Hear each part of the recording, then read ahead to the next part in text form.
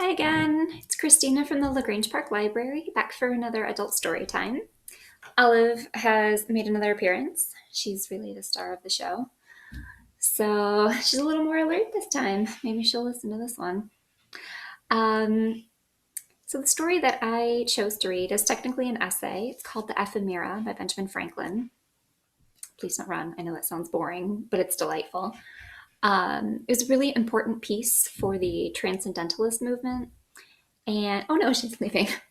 I said Benjamin Franklin, and she said, I'm getting out of here. No. Oh, well. Um, so I forgot what I was saying. Oh, she's gone. So anyway, it is part of the Oxford Book of American Essays, which unfortunately isn't on the Libby app, but you can get it from Project Gutenberg online, which is a really great resource for free public domain books that you can download and read on your computer or other devices. Um, so anyway, this is technically an essay, but it's about a talking fly. So I kind of think that's more of a short story. So I'm gonna go ahead and get started. But if you want to grab a drink, I got some coffee here, and I will pull it up on my phone.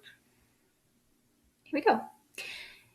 The ephemera, an emblem of human life, to Madame Briand of Passy. You may remember, my dear friend, that when we lately spent that happy day in the delightful garden and sweet society of the Moulin Joly, I stopped a little in one of our walks, and stayed some time behind the company. We had been shown numberless skeletons of a kind of little fly called an ephemera, whose successive generations, we were told, were bred and expired within the day. I happened to see a living company of them on a leaf, who appeared to be engaged in conversation. You know I understand all the inferior animal tongues.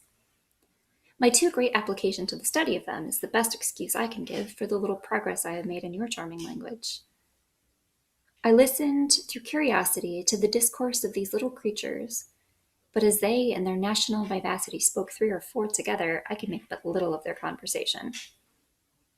I found, however, by some broken expressions that I heard now and then, they were disputing warmly on the merit of two foreign musicians, one a cousin, the other a mosquito.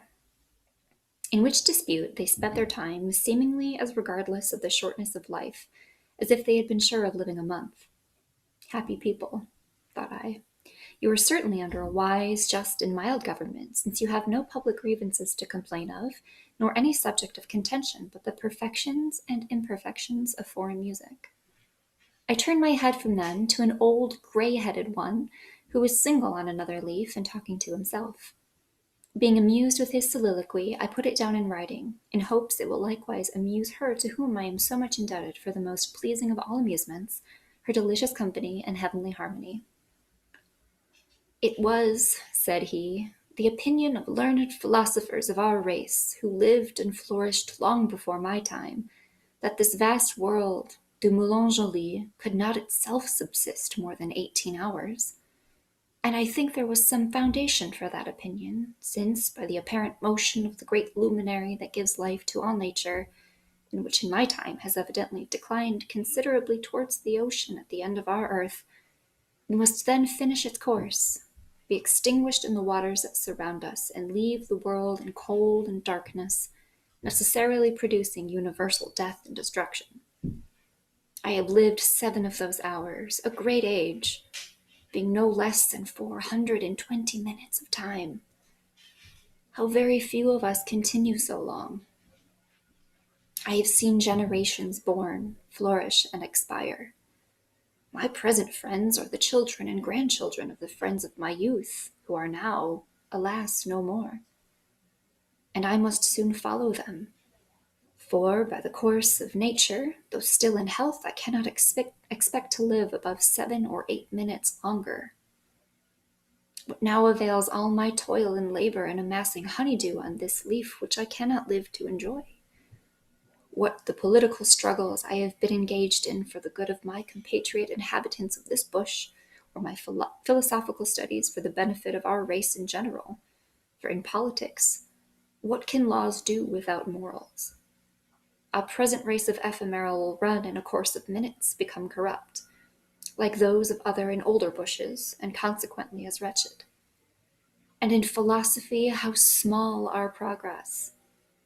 Alas, art is long and life is short. My friends would comfort me with the idea of a name they say I shall leave behind me, and they tell me I have lived long enough to nature and to glory. But what will fame be to an ephemera who no longer exists? And what will become of all history in the 18th hour, when the world itself, even the whole Moulin shall come to its end and be buried in universal ruin?